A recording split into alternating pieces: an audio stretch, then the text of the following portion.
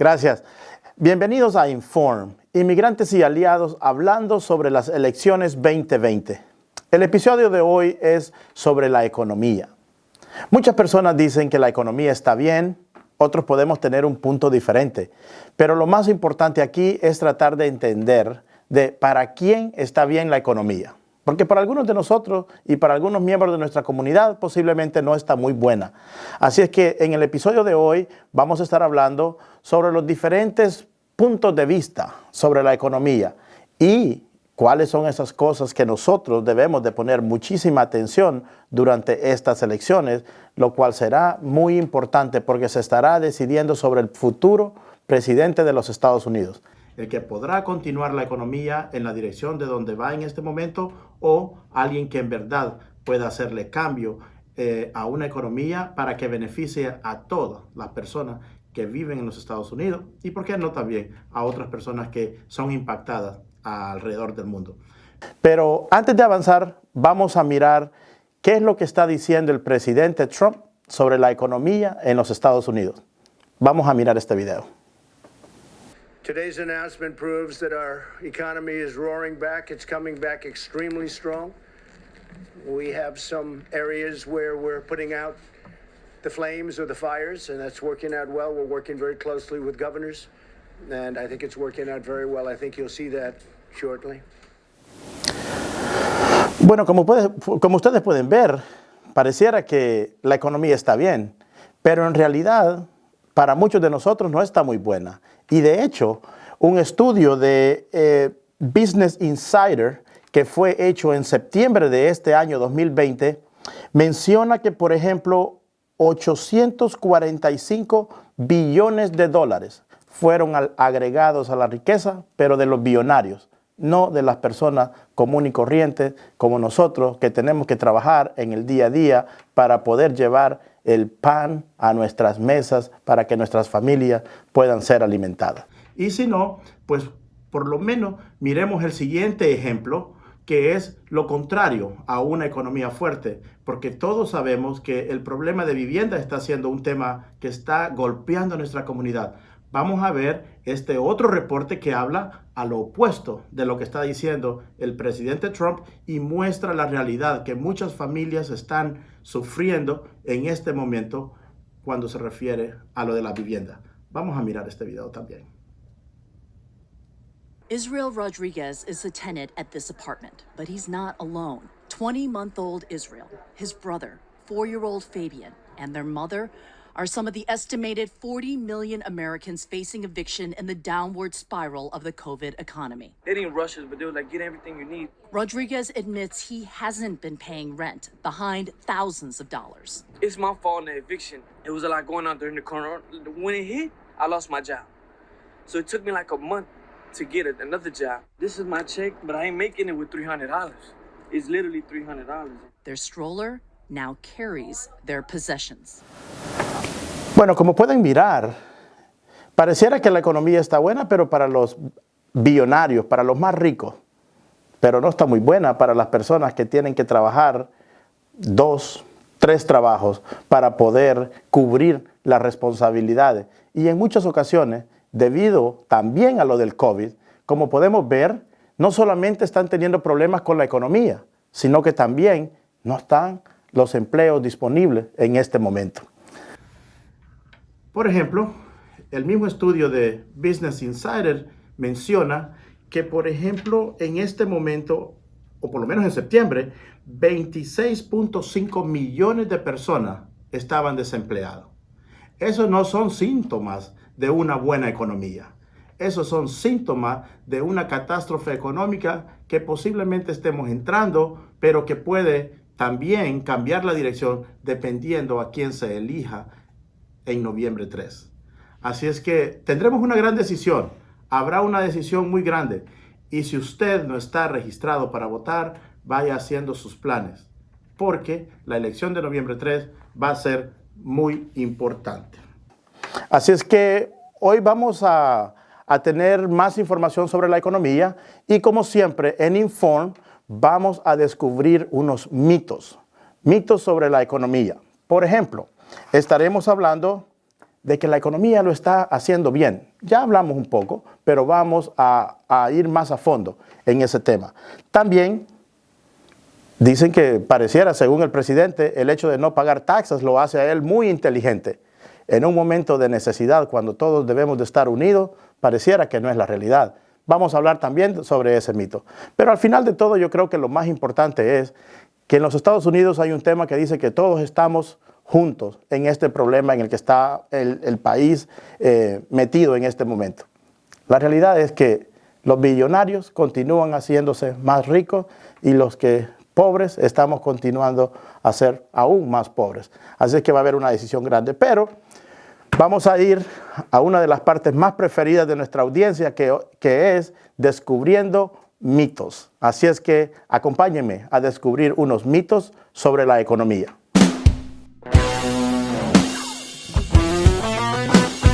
Hi, welcome back to Informed, or welcome if you are new. On today's episode of Informed, we're going to be talking about the economy. I'm not an economist, but I am a tax-paying citizen, and I know what it's like to be in crippling debt. I'm Miliana. And I'm Jose. I'm also not an economist, but I know how it feels when you don't have enough money to pay the bills at the end of the month, and I know how much credit cards company charge if you don't make the payment on time. So, welcome. I'm Roxana. Like the rest of the panelists, I am not an economist, but I do have student loans, and I also have a Best Buy credit card. I'm Jared, also not an economist, but I'm a teacher. And on a teacher's salary, I know that I pay more in taxes than Donald Trump. That's encouraging. Yeah, right. We're going to start off with the misconception that the U.S. economy is doing well. Jared, if you could. Absolutely. So this is one that Trump touts all the time, right? He always is like, the economy is doing really well under me. I'm terrible with Trump impersonation, so don't copy me. Yeah, but he always is saying that the economy is doing well, and it is true. But the question then becomes, the economy is doing well for whom? For who? Yeah, exactly. For whom? And for instance, right, the stock market. The stock market has been doing very well during the pandemic, but how many of you have a lot of money invested in the stock market? Zero. I have zero.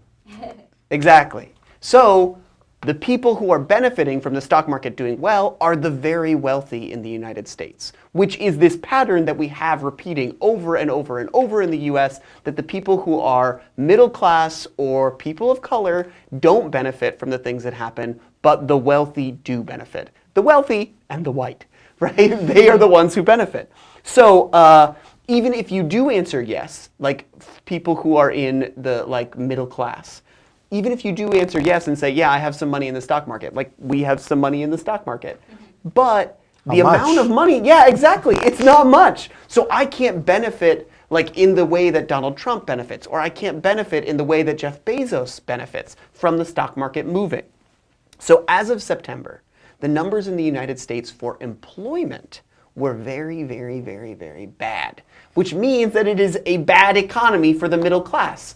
26.5 million people were unemployed in the US in September.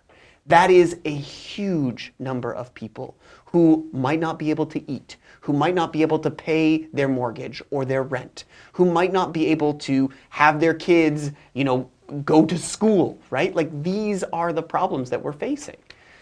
Yeah, and like we are seeing, and I'm sure people who are watching this have seen people getting fired, companies reducing the salaries to employees that have been there for years. So there is a lot of stuff going on, and I am sure everyone is seeing. And then people complain, why these people are applying for unemployment? If there are no jobs, what will you do? And maybe one thing, actually undocumented workers don't qualify for unemployment. So just to make sure. Right. Yeah, I mean, it's very clear that, especially with these COVID relief bills, or however many they've passed by this point, small businesses, for instance, are suffering greatly and are expected to continue to suffer throughout the duration of this pandemic. Mm-hmm.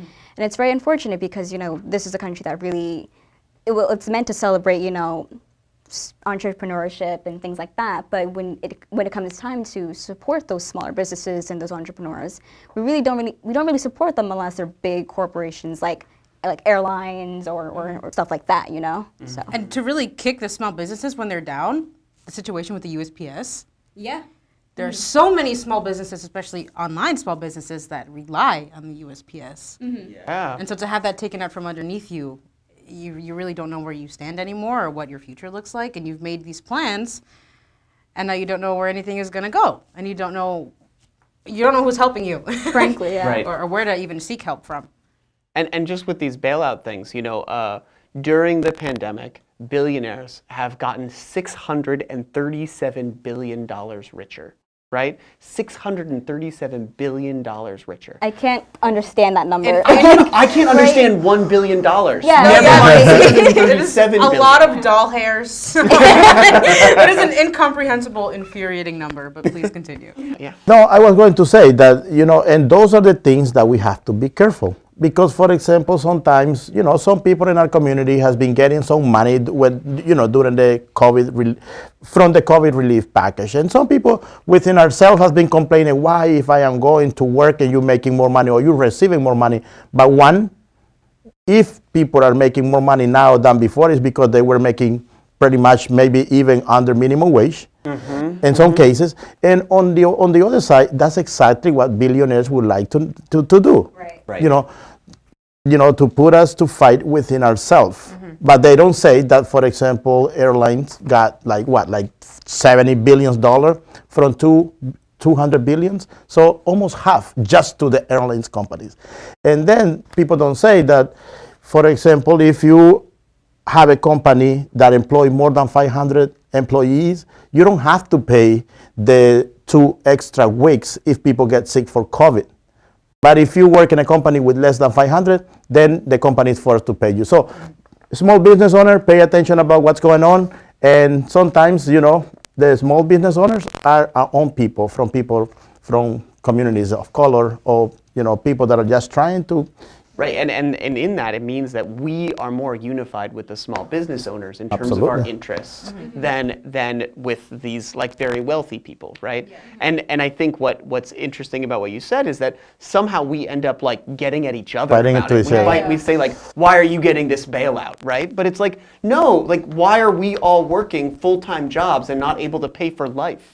Like, that is a problem, right? Like you should be able to have a family if you work a full-time 40-hour-a-week job. Right. Yeah.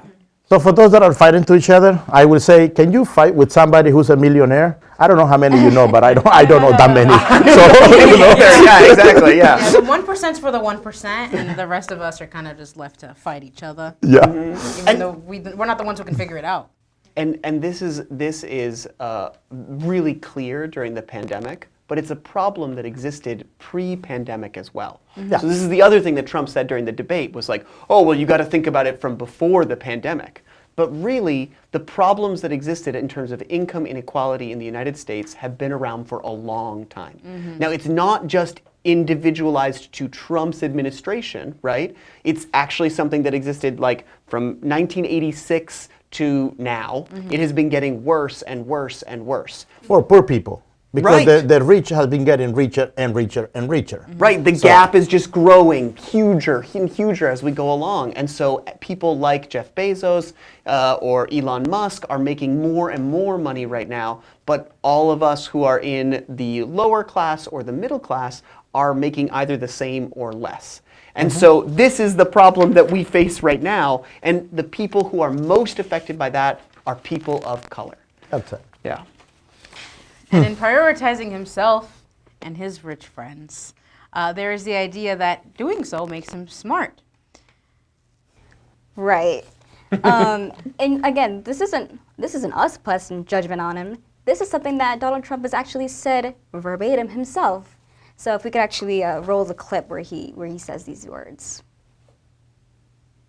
Maybe he doesn't want the American people, all of you watching tonight, to know that he's paid nothing in federal taxes, because the only years that anybody's ever seen were a couple of years when he had to turn them over to state authorities when he was trying to get a casino license, and they showed he didn't pay any federal income tax.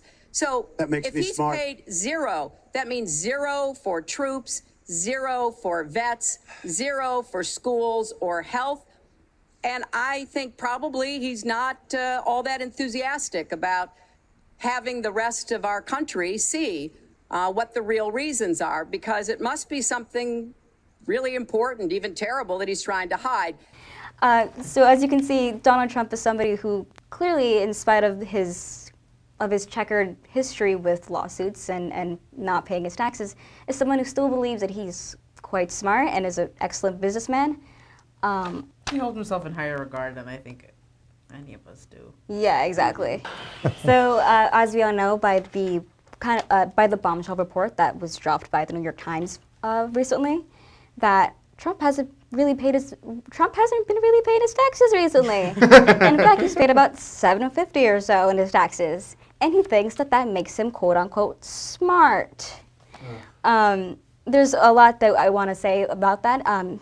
One of the things that I wanted to talk about, for instance, is how Trump has contributed so little to the economy in terms of his taxes versus one of the groups that he tends to berate and speak disrespectfully on the most, which is immigrants. Before we go into this myth, I want to speak about how the value of immigrants in this country goes far beyond what they contribute economically to the country. Immigrant communities and communities of color are worth being here solely off the basis that they are human beings.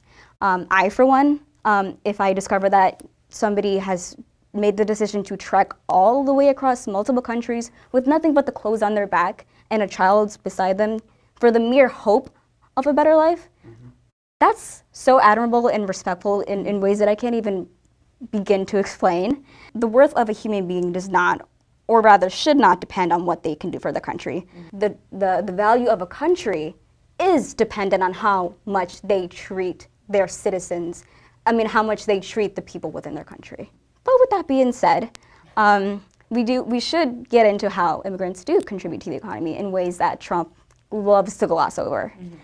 So again, going back to Donald Trump's tax returns, tax dollars are actually meant to help things like defense, Social Security, Medicare, things like that. Programs that are meant to help the American citizens or help American people when they are, down on their luck or things like education, and it's really meant to help improve the country. Right. So the fact that, undocumented immigrants, for instance, are paying taxes for programs that they might not even benefit from, meanwhile Trump is able to evade paying his taxes. And here is someone who loves to talk about how he's going to help the American people and do everything he can to help them, but he's not helping to contribute to those tax programs that are going to help set American people. Really speaks volumes as to what he places his values in and who he's willing to blame to distract from what he's not doing for the American people. I believe it's called hypocrisy. I believe so too. And what he's doing is pretty much, many people will say, yeah, but he employs many people. Yes, but one, he doesn't pay enough. The people are pretty much forced to go and apply for insurance and some other things because they are not able to pay or to get through the job that they should be getting. And then we start blaming the people. Why these people are applying to, health assistant, or why these people are not taking care of their kids. People have to work 2 or 3 jobs in order to make it. But here we have somebody who's, he usually say that he's a big rich person, but pretty much stealing the money from some other people. Right. And I think one of the things you were pointing out was just how big the gap is between what he paid and what immigrants paid, right? So immigrants paid how much in taxes? 23.6 billion worth of taxes in 2015. Which is the same year that Trump paid $750, yeah, right? basically, yeah. Or zero? Something like that. Definitely not 23.6 billion though.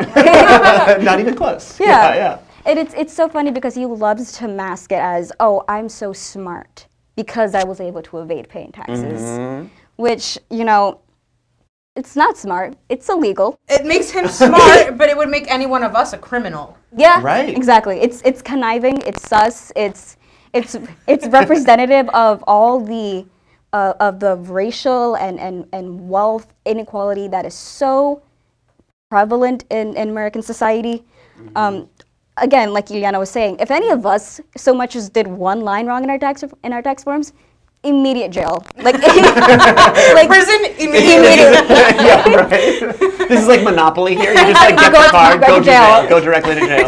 And you know, Roxana, when the smart thing, I grew up in El Salvador. My parents were farmers and they were poor. They didn't have money. Right. But they always told me that if I see somebody, for example, walking and dropping a bill, if I saw who that person was, he said, you have to call that person and say, hey, you drop a bill. Don't let that person go away and then grab the bill. That's robbery and that's not good. Even my father, he never went to school. He was a poor person. He really needed money, but he always said, you have to be honest. Honesty needs to be first, because that way you can walk with your face up, right, and no one will say, oh, you're stealing from me. So, you know, if we want to take the president as example for the whole United States, we need to keep him accountable with this thing. Mm-hmm. He's pretty much robbing from people. Yeah, the president, sets the precedent. And so if he deems robbery and fraud and cutting corners as okay, and not just okay, but smart and a good thing, right, then that allows for so many other people to do the exact same thing and rob other people of the resources and wealth that could be given to them, especially considering the labor that a lot of people put into their work. And it means that then the middle class has to carry even more for everyone else, right? I mean, it's like the lower middle class and the middle class has to end up paying the taxes for everyone across the board. And it ensures then that people can't continue to accrue wealth in such a way so as to contribute to their communities, so as to contribute to the society. And it especially then targets people of color, like you were saying, Roxana. Right. One statistic before we move on that really just shocked me. Again, my beloved Bernie Sanders just also commented on this.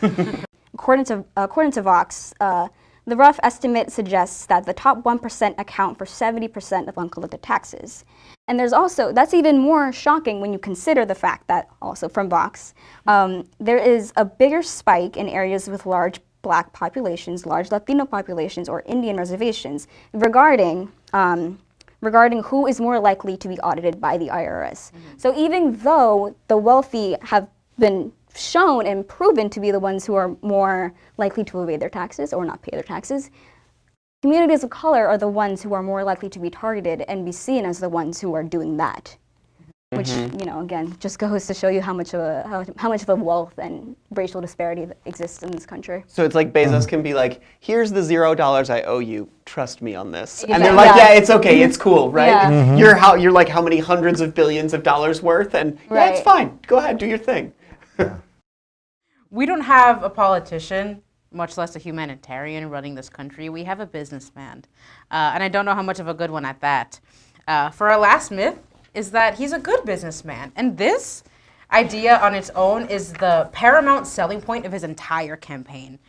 He prides himself on being a businessman and on having so much filthy, incomprehensible wealth. But let's talk about the amount of failed businesses under his name, okay? Trump Airlines, Trump Beverages, Trump the Game, bankrupt, Trump Casinos, Trump Magazine, Trump Mortgage, Trump Steaks, Trump's travel site, Trump Net trademark, Trump Chow at Tampa, Trump University, Trump Vodka. That's the one. The fragrance brands, which were sold exclusively through Macy's, but were dropped. Not necessarily a fail, but just funny to me. In a 2017 analysis made by USA Today, it was found that Trump is involved in over 3,500 lawsuits. Another way to say that number is 3,500 lawsuits.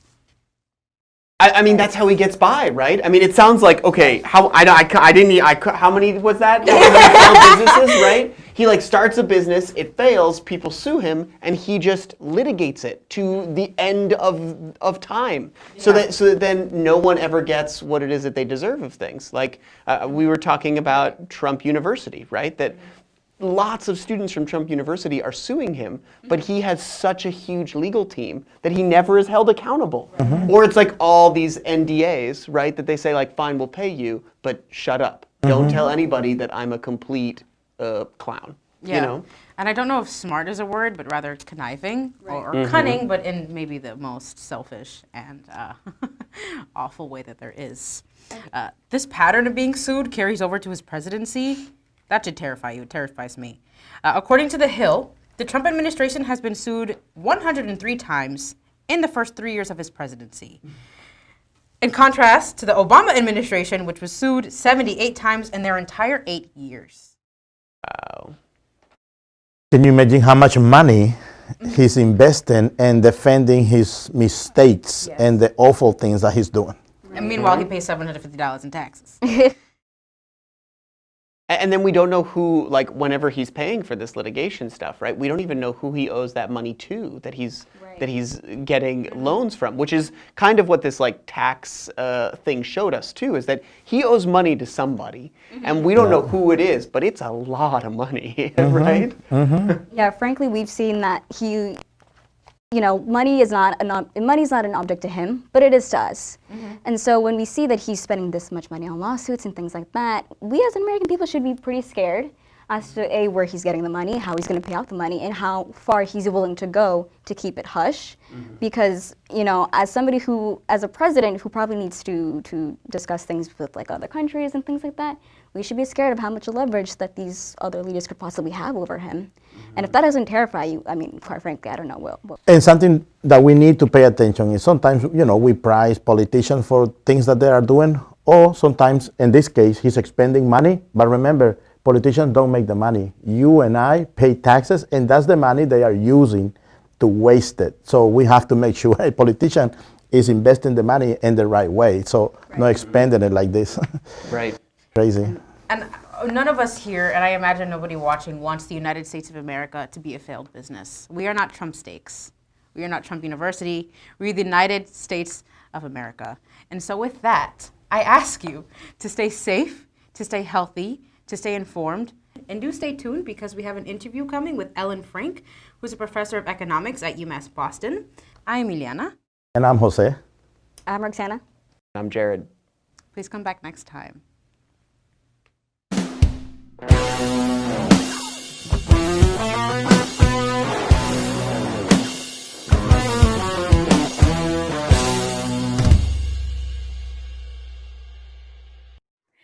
Hello, this is Inform. I am Jocelyn. And I'm Marshall. Today we are joined by Ellen Frank, who is a lecturer of economics at UMass Boston. She was my professor and she made the topics of economics very interesting for me. Thank you so much for joining us today. Thank you. Thanks for asking me. So why don't we just start off with you introducing yourself and just telling us a little bit about your work? So I have some expertise in a lot of state and local government issues, and also my background in my own writing was always in what they call macroeconomics, which is like big picture, you know, growth rates and unemployment and wages and things like that. So yeah, so I'm sort of a all-around economist. So how do you think the economy is looking compared to 4 years ago at the end of Obama's term?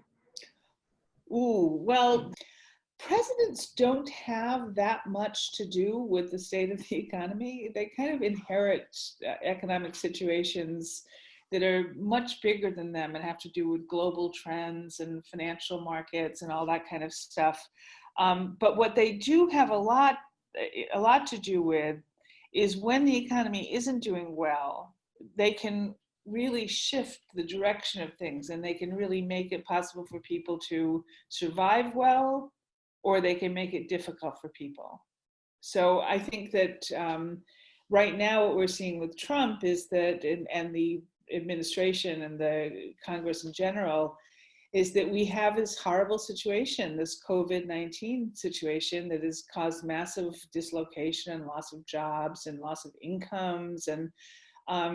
And so the question is the government going to do anything for people? And we can't even get a bill out of Congress to address people's economic needs. So that's where presidents and politicians come in.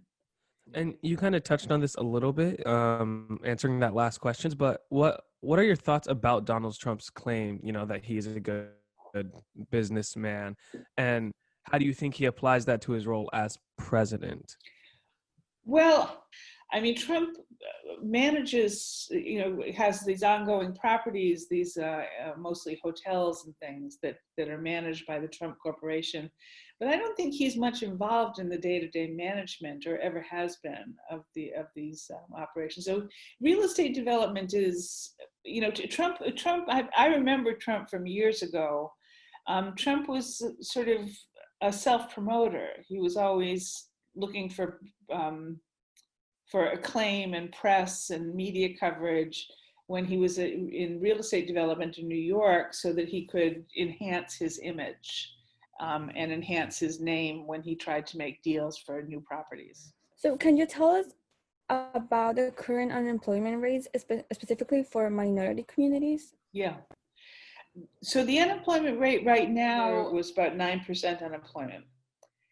That's total. But the Bureau of Labor Statistics, which is this government organization that calculates these numbers every month, they break it down by different ethnic groups. They use Black, Hispanic, Asian, and white. Consistently, really, for years, for decades, if you look at the data, Black-white unemployment rate, it's about double. Blacks' unemployment is about double that of whites. And Hispanics are not quite double. The Hispanic unemployment rate is, so Hispanics are always higher than whites, but lower than Blacks. So, and one thing I really want to point out when I say that is when you try, so unemployment rates, African Americans in this country face, so many economic disadvantages, and the high unemployment rates are really the biggest hurdle they face is just finding a job, and if you can't find a job, then the question of even finding a good job becomes that much more difficult. Just to get a job is a challenge. And it's really important to recognize that unemployment means, to be unemployed means that you're not working and you are actively looking for a job. If you're not actively looking for a job, you're not considered unemployed. So when we say that 14% of African Americans are unemployed, these are people who are going around knocking on doors and filling out applications and trying to get a job, who can't get one. 14%, that's 1 in 7. So what do you think the economy might look like after the election? The question with the election, to me, is not what the economy is going to do, because that you can't predict. There's so many variables and we don't know what's going to happen. Mm-hmm. But what the response of the political system is going to be to the economy. And we can see right now how people think about this. We have on the one hand, members of the House of Representatives saying we need to spend $3 trillion giving people, unemployment benefits, giving people, these relief checks, giving state and local governments. That's so important. I happen to be really into state and local government economics. You have no idea how important that is. These states and local governments are losing money like crazy. They're not getting income tax revenues because people have lost their jobs. They're not getting sales tax revenues because people aren't going out to eat and buying things. Their revenues have just plummeted. Yeah. And they have to balance their budgets. They don't get to run a deficit. So if they don't have money coming in, they've got to cut their spending. And who is that? We think about government employees. There's all this sort of negative, government bureaucrats, but state and local government employees are school teachers, firefighters, public safety officers, emergency medical technicians, caseworkers, and social workers. These are the people who we're going to be letting go, cutting off street lights and things like that because we can't afford the electricity. And so the state and local governments need at least $500 billion over the next year or two to keep themselves stable so that they don't start laying workers off and making unemployment worse. So we have, on the one hand, in the House, a bill to do that, to give money to workers and to state and local governments. And on the other hand, the Senate saying, well, we won't spend more than $350 billion. The economy is tanking. Yeah. $350 $50 billion in the US is nothing. Something Trump and Biden disagree on is tax breaks for the wealthy. Yep. What are your thoughts on this and trickle-down economics? What do you think this means for the middle class? What Reagan argued, and other people argued at the time, was that the rich, these who got this windfall tax break, would say, oh my God, it's worth making money. I think I'll go out and open a new business and create 50,000 jobs. And that way, the benefits of these tax breaks would trickle down to the workers who would get these jobs, which otherwise wouldn't exist. Now, we've seen that argument made time and again. It was made under Reagan. Then taxes were raised when Clinton was president. Yeah. Then George W. Bush cut taxes again, made that same argument again. Then taxes were raised when Obama became president. And then Trump has also cut the top tax rate, and he also cut the corporate tax rate, the tax on corporate earnings, on business earnings. So the question we can ask is, it didn't work under Reagan. It didn't work under George W. Bush. So has it worked under Trump? And the answer to that question is very obvious, because in this case, the tax cut was very targeted to corporations. So we can look at corporations and say, well, they have all these earnings now that they don't have to pay in taxes. Are they investing that money in creating new jobs? And the answer is no. You know what they're doing with it instead? They're buying back their shares. So a business has shares outstanding on the stock market, and if they buy those shares back, they reduce the supply, and that raises the price, which is great for all the top managers who own shares, great for all their shareholders. And who are shareholders? They're a tiny percentage of the population who own most shares. So that's what's happening. That's what's happened. For our last question, are there any specific economic policies we should pay attention to, or consider just as we cast our votes this election? So I think the real policies that we want to be looking at, if you want to think, how can we make life easier for people? How can we make life easier for people of color? How can we make life easier for immigrant communities? How can we make life easier for working people? We can make their life easier by making sure they have health care, whether or not they have a job. So that if they lose their job, they don't lose their health care, and they're not stuck over a log, or they're afraid to go to a doctor or go to a hospital for fear their immigration status will become known. Raising minimum wage. The minimum wage is $7.25 an hour nationally. It's higher in Massachusetts. States can set their own higher minimum wage. But it hasn't been raised since Obama. What are the candidates saying about these things? What's their policy? So it was great to have you on here and just be able to just listen to everything you had to say. You made some really valid points that I hope everybody listening got a chance to really take in. Thank you guys so much. Thank you for tuning in. And as always, stay safe, stay healthy, stay informed, and vote. We'll see you next time. Bye-bye. Bye-bye.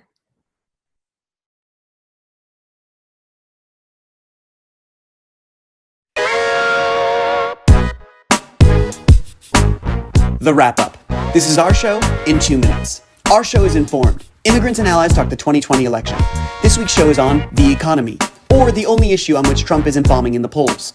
This leads the ever-humble wannabe dictator-in-chief to tout the economy as his strong suit, claiming that our economy is the best it's ever been. We use this episode to uncover this myth and others. Trump points to the stock market and its consistent rise as proof that he is doing a good job. Steve Mnuchin, Jeff Bezos, and Elon Musk agree. It's going great for them.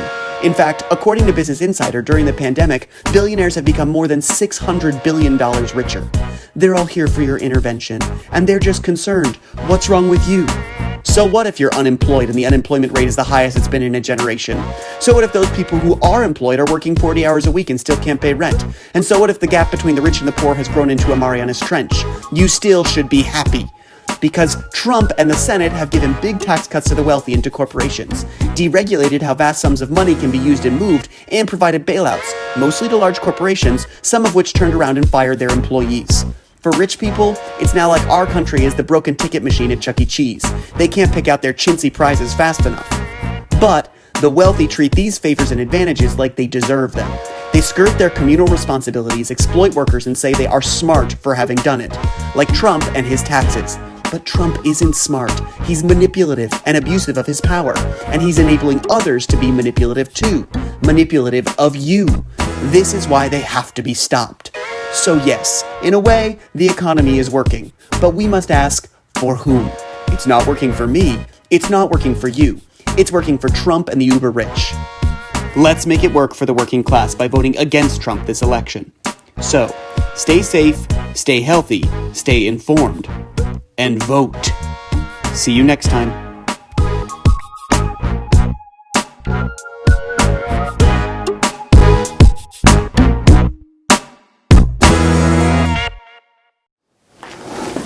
La pregunta al inicio del programa era si la economía está funcionando para quién.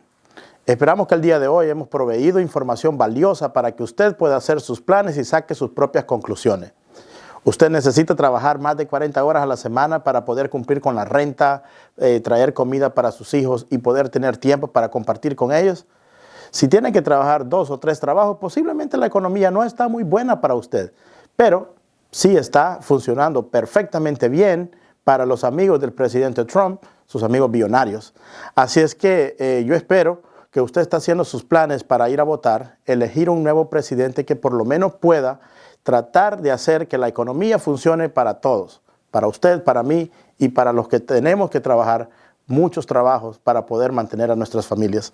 Así es que por ahora vaya haciendo sus conclusiones y vaya haciendo sus planes para ir a votar en noviembre 3. Así es que manténgase saludable, manténgase seguro, infórmese y haga sus planes para ir a votar. Hasta la próxima.